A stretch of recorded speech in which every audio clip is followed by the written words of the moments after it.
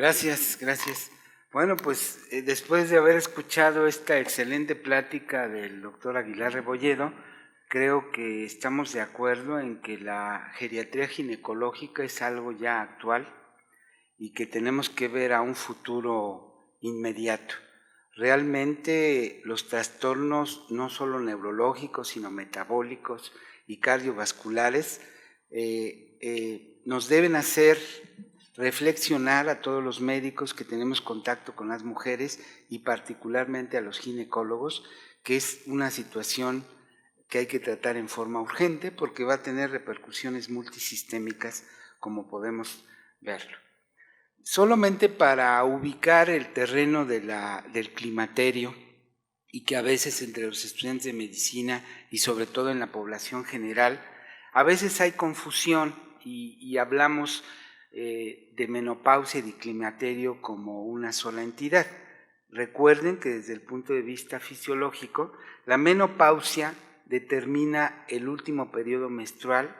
y determina que esa mujer ha completado su ciclo reproductivo. Pero también desde el punto de vista neuroendocrino, como acabamos de ver, pues determina una serie de cambios y un estilo de vida al que se tendrá que adaptar. Todos los seres humanos, después de una fecundación que da lugar a un cigoto, a un blastocisto, se implanta un embrión para desarrollo en los diferentes factores a través de señales bioquímicas, vamos a depender precisamente de una señal neuroendocrina y específicamente de unos esteroides que en etapa temprana se forman. En esta diapositiva que ustedes ven, el embrión de 4 semanas tiene el potencial biológico para desarrollarse en un sentido o en otro. ¿Y qué es lo que determina que este producto haga que se desarrollen los conductos de Wolff y se constituya como un individuo masculino, o bien inhiba estos y permite el desarrollo de los conductos de Müller y se desarrolla un individuo femenino? Lo determinan las hormonas esteroideas, particularmente una que es la testosterona, una de las hormonas que juegan parte de este ciclo biológico, es la que va a determinar si se inhibe un conducto y se desarrolla otro, y entonces, de acuerdo a su tipo genético y después, en años posteriores, de acuerdo al ambiente, es lo que va a permitir un desarrollo biopsicosocial que está acorde con todo esto. Vean ustedes que en la biosíntesis de hormonas esteroideas, que no solo se dan en el ovario, este es el ejemplo porque hablamos de mujeres, pero esto sucede en el testículo, en la glándula suprarrenal, en la placenta, los esteroides, que se parecen mucho, pero que cambian radicales libres, cambian una cadena y aromatizan o no los núcleos del ciclo peridofenantreno, dependen de un precursor común que es el colesterol, que solamente se sintetiza en el hígado y que va a determinar el desarrollo de un individuo para que se feminice o bien se masculinice y además tenga funciones a nivel de la suprarrenal a través de glucocorticoides, mineralocorticoides. Y la placenta en el embarazo, que juega un papel muy importante, ¿sí?, en lo que se conoce como un cortocircuito fetoplacentario o embrión placentario y que determina también el bienestar. Esto quiere decir, como decía el maestro Oriolo Anguera, sacado de uno de sus libros, que como Dios no podía estar en todas partes, creó a la mujer, y seguramente Dios es mujer y siempre nos lo presentan como hombre, y bueno, la mujer establece unos circuitos neuroendocrinos como el varón, pero nos referimos a la mujer porque hablamos en esta ocasión de climaterio, y este sistema neuroendocrino en que se establece una comunicación bioquímica entre el hipotálamo, sí, los ovarios y el órgano efector, que en este caso es el endometrio, y nos permite una integración, la va a constituir con una mujer que se manifiesta en la adolescencia con los caracteres sexuales secundarios que dependen de la estimulación estrogénica y progestacional, primero de los ovarios, después de las suprarrenales, y en etapas tardías solamente va a ser mantenida por una pequeña proporción de las suprarrenales. Y vean cómo este circuito neuroendocrino es lo que nos permite entender cómo la adolescente también, así como tratamos de entender los cambios en reversa cuando la mujer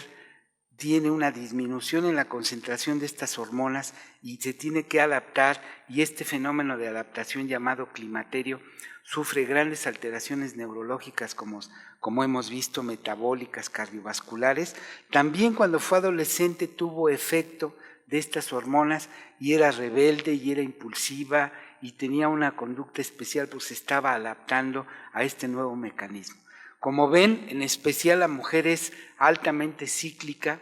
altamente impredecible, y por eso cariñosamente decimos que hay que quererla y no hay que tratar de entenderla, por todo esto que acabamos de ver. Desde el punto de vista del desarrollo en la ginecología, solo como ejemplo podemos ver que cuando los ovarios fallan en forma temprana, como la insuficiencia ovárica que se presenta antes de los 40 años, nosotros vamos a tener una mujer joven climatérica, una mujer joven que tiene cambios por atrofia en los genitales, por cambios neurológicos, como hemos visto magistralmente, y que también va a tener repercusión metabólica y cardiovascular.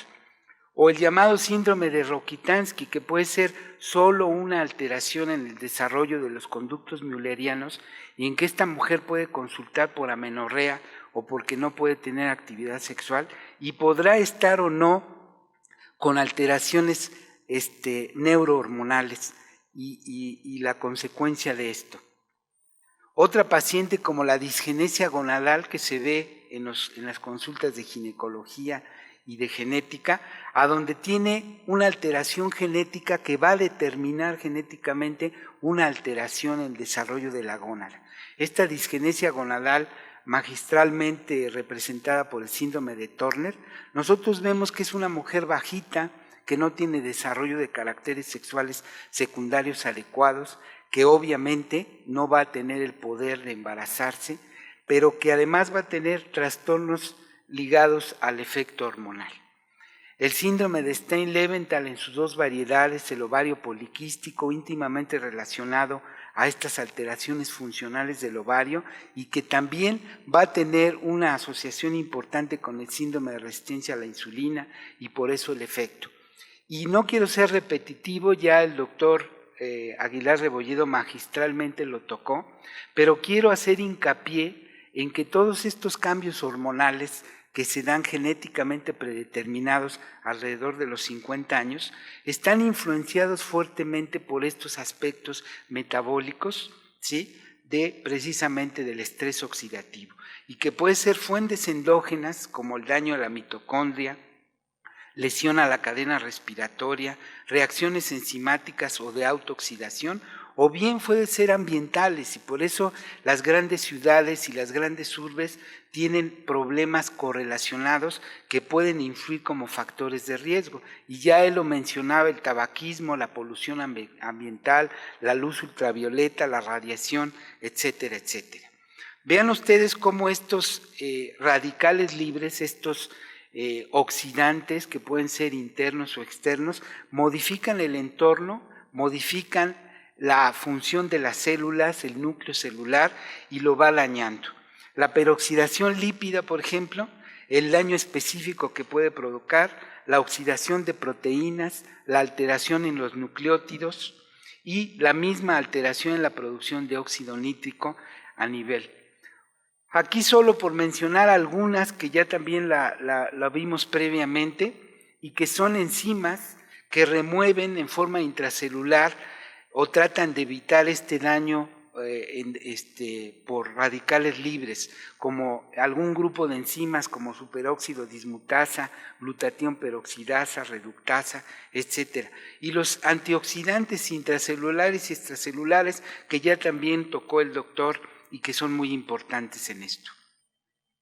Vean ustedes que se daña el DNA, se dañan las proteínas, se dañan las lipoproteínas también en una serie innumerable de alteraciones que podríamos ver. Clásicamente, cuando hablamos de climaterio, generalmente las pláticas se inclinan solamente a hablar de osteoporosis, que si bien es un problema de salud frecuente porque origina fracturas, lo que significa discapacidad, años de vida perdido y necesidad de un cuidado especial. La cirugía la cirugía llamada del siglo actual es precisamente el reemplazo de la prótesis de la cabeza del fémur, que es una fractura muy frecuente y que está íntimamente ligado a estos problemas asociados con el climaterio. El riesgo de que una mujer pueda sufrir una fractura de cadera en su vida es del 15%, en comparación con el 5% para el hombre, por ejemplo, para que veamos cómo la influencia hormonal es decisiva. Más de una fractura vertebral están presentes en cerca de un tercero parte de las mujeres mayores de 65 años, pudiendo ser sintomáticas o no. El objetivo, pues, del tratamiento, como ya lo esbozaba el doctor Aguilar, es prevenir en las pacientes o disminuir la frecuencia de fracturas por osteoporosis y no solo mejorar el contenido o la densidad ósea. Esta medida constituye el estándar de oro para detectar personas susceptibles de desarrollar fracturas. Por eso es que en la actualidad no solamente hay que hacer un papanicolao, una mastografía, una revisión de mama, también hay que hacer una densitometría para estar vigilando la densidad ósea y también hay que hacer perfiles hormonales y perfiles metabólicos para cuidar en forma integral a esta mujer. La relación con la utilidad de la terapia hormonal de reemplazo sobre la reducción del riesgo de fracturas, hasta el año 99 estaba valorada por ensayos clínicos aleatorios que no fueron concluyentes. Sin embargo, un estudio de iniciativa a nivel nacional, a nivel internacional en el año 2002, demostró que los medicamentos como el Premarin, que son estrógenos conjugados a la dosis de 0.625 y otros que son estrógenos equinos, más el acetato de medroxiprogesterona, reducen las fracturas óseas en forma muy importante. La aterosclerosis es el principal proceso que contribuye a la patogenia de infartos cerebrales y de miocardio. Cuando hablamos de infarto, pensamos siempre en corazón, pero también hay infartos cerebrales que pueden ser más devastadores, o infartos pulmonares o infartos mesentéricos. Sin embargo, estos dos representan un impacto a la salud muy importante. El aumento en la incidencia de aterosclerosis en mujeres, por tanto en enfermedades cardiovasculares, se ha relacionado con el cese de la función ovárica. Si bien en la actualidad existe controversia sobre este hecho, hay estudios contundentes, como voy a mencionar en breve, que demuestran lo contrario. En la falla ovárica en el climaterio, la declinación de los esteroides representa el rol fundamental, como ya lo vimos con el doctor Aguilar, del deterioro cognitivo y del daño neuronal que se observa en un importante contingente de mujeres. Los estrógenos, y ya se mencionó también, básicamente el 17-beta-estradiol, se expresan mediante receptores nucleares específicos situados en áreas clave como hipotálamo, hipófisis, amígdala, área preóptica y núcleos basales, modulando estas funciones cerebrales mediante la regulación de neurotransmisores. En estas áreas se han encontrado además altos niveles de aromatasa, enzima que convierte la testosterona en 17-beta-estradiol y con ello el beneficio de estos esteroides a nivel neuroendocrino. Posteriormente, en la posmenopausia avanzada, los cambios metabólicos y hormonales derivados de este proceso de envejecimiento que es fisiológico, abarcan con sus correlaciones anatomofisiológicas también en el sistema nervioso, como ya lo vimos, y hay una reducción en el tamaño cerebral, hay atrofia de la corteza, dilatación de ventrículos, desarrollo de árboles dendríticos, extensión de axones de neuronas sanas a otras que perdieron su función, con notables cambios en el sistema de neurotransmisión. Los esteroides sexuales a través de receptores han demostrado su relación y sus importantes efectos sobre el ánimo, la conducta alimentaria, el sueño, la actividad motora y principalmente formaciones cognitivas y sensoriales. La disminución, como ocurre en la insuficiencia estrogénica, por procesos funcionales o bien artificialmente por oforectomía durante la vida fértil o en la falla ovárica climatérica, determinan una probabilidad mayor de patología como la enfermedad de Parkinson o la de Alzheimer. Los efectos del hipoestrogenismo en el sistema nervioso se evidencian clínicamente en la depresión, en el inicio de la pubertad, la depresión posparto, que es un evento que puede ser catastrófico, el síndrome premenstrual y la sintomatología neuroendocrina durante el climaterio. Los ovarios diferencian y mantienen la función cerebral, no solo desde el punto de vista de la acción gonadal y del comportamiento sexual, sino además en características propias de protección neuronal, crecimiento de axones y desarrollo de sistemas metabólicos antiestrés oxidativo. Y todo esto lo vimos magistralmente con el doctor. Sin embargo, hay algún grupo de mujeres que, aunado al factor de riesgo en el climaterio, no son candidatas ideales para el uso de estrógenos y de progestinas, y entonces han creado fármacos reguladores selectivos de receptores estrogénicos que se conocen como SERMs y que tienen actividad agonista o antagonista en la forma alfa o beta del receptor estrogénico y es específica en los diferentes tejidos donde tienen acción. Estas moléculas pueden ser naturales como los fitoestrógenos y se argumenta que las mujeres orientales tienen menos efectos climatéricos porque están muy adicionadas a los fitoestrógenos o sintéticos derivados, por ejemplo, de trifeniltilén, como el tamoxifeno, que es muy común. Y estos SERM naturales o sintéticos pueden ofrecer a la mujer posmenopáusica con riesgo de enfermedad cardiovascular, en osteoporosis o con inclusive cáncer de mama u otras patologías dependientes del efecto estrogénico, una posible opción terapéutica con los beneficios de la terapia de reemplazo hormonal sin sus efectos indeseables. En la terapia de reemplazo hormonal es capaz de revertir casi todas las consecuencias del hipoestrogenismo. Los moduladores selectivos de estos receptores estrogénicos en órgano específico también lo son, y estas moléculas pueden ser, ya habíamos dicho, naturales o sintéticas como se conocen en el comercio. El aumento en la expectativa de vida de nuestras mujeres conlleva a que hoy día la mujer tenga una esperanza de vida de 77 años, por lo cual casi la tercera parte de su vida o más va a transcurrir a partir de la menopausia. Es un proceso fisiológico que acontece aproximadamente alrededor de los 50 años. Este déficit estrogénico secundario al cese de la función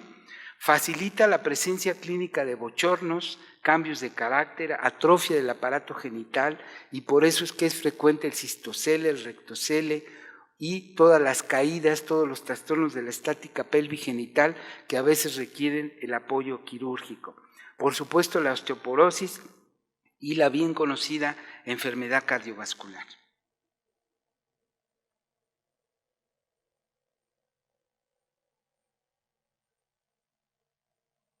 Los síntomas climatéricos son múltiples y los cambios somáticos y anímicos. El resultado de la deficiencia paulatina en la producción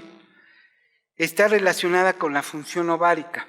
Estos cambios se asocian a una mala calidad de vida y los receptores no ejercen sus efectos en órganos genitales, huesos, básicamente sistema cardiovascular y sistema nervioso.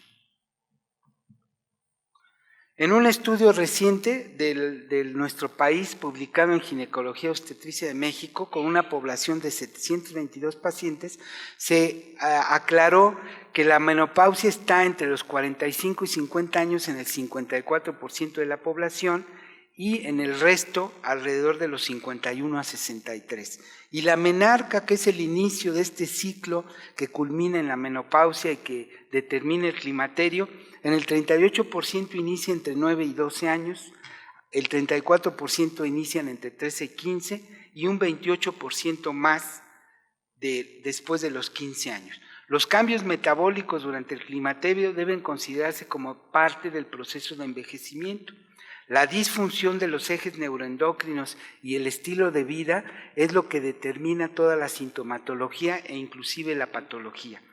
Estos ejes neuroendocrinos, como es el eje hipotálamo hipófisis gonadal, que explica la menopausia, el hipotálamo hipófisis suprarrenal, que explica la adrenopausia, y el eje que incluye a la hormona de crecimiento y al factor de crecimiento insulínico, explica la somatopausia, que están íntimamente relacionados con esto. La composición muscular disminuye la masa muscular y se conoce como sarcopenia, también disminuye la masa ósea, aumenta la grasa y disminuye la actividad física, y para esto hay explicaciones como la disminución de hormona de crecimiento y de este factor de crecimiento insulino-símil, el efecto lipolítico que hace esta hormona de crecimiento, sobre todo en la grasa visceral al inhibir la proteína lipasa, y el 70% de la resistencia a la insulina, recuerden que depende de músculo esquelético, que es el tejido principal a donde se oxida la grasa, y en la cual existe una relación inversa entre los niveles de hidroepiandrosterona grasa, víscera e insulinoresistencia. El cese en la función ovárica es un proceso endocrino que se establece genéticamente, que produce los cambios importantes en la disminución de estrógenos, ¿sí? Menos severa en aquellas mujeres obesas que tienen una producción extragranular, tienen una aromatización en el tejido grasa. El cambio hormonal es más importante y más severo en estas mujeres. La elevación de FSH como el principal mediador en la posmenopausia es menos acentuada también por la misma razón. La naturaleza de andropausia y la utilidad de la hidroepiandrosterona son temas aún controvertidos. La somatopausia ocurre a distintas edades y también en los varones. El uso de la hormona de crecimiento recombinante solo se recomienda para ayudar la recuperación en aquellos estados catabólicos, aumenta el colesterol total y los triglicéridos, los cambios en los lípidos pueden ser revertidos por estrógeno y progestinas, y esto depende de la dosis, de la vía de administración y del esquema de tratamiento. La terapia de reemplazo hormonal produce cambios en factores de coagulación y fibrinolisis, por eso cada mujer debe ser evaluada en forma particular y excluir aquellas que tengan factores de riesgo y utilizar las alternativas que hay. El aumento en la obesidad central y resistencia a la insulina, este síndrome de resistencia a la insulina que todos conocemos y que es muy florido, y un estudio que es muy importante es el de las enfermeras en Boston, que después de varias décadas han reclutado a más de 150,000 enfermeras como voluntarias para el estudio, y se ha demostrado que hay una reducción del 35 al 50% de eventos cardiovasculares, sobre todo cardiopatía isquémica, en las usuarias de estrógeno. La protección cardiovascular toma tiempo en hacerse evidente y persiste por un periodo menor a una década después de que se suspende la ingesta. Los problemas asociados en las deficiencias hormonales a la menopausia son complejos y multifactoriales. Los estrógenos tienen perfiles farmacocinéticos y farmacodinámicos muy especiales, su metabolismo varía ampliamente de individuo a individuo y la evaluación del perfil en cada mujer tiene beneficios y riesgos potenciales que deben ser valorados en forma individual. Y yo me despido, les agradezco su atención y les recuerdo que desde que tenemos a las niñas como mi nieta, tenemos que crearles la cultura del autocuidado y pensar que va a sufrir una serie de transformaciones fisiológicas a lo largo de su vida y que alrededor de los 50 años va a llegar a esta época del climaterio en donde florecen muchas actividades y hay que ayudar a nuestras mujeres para el desarrollo y el bienestar de toda la comunidad. Muchas gracias.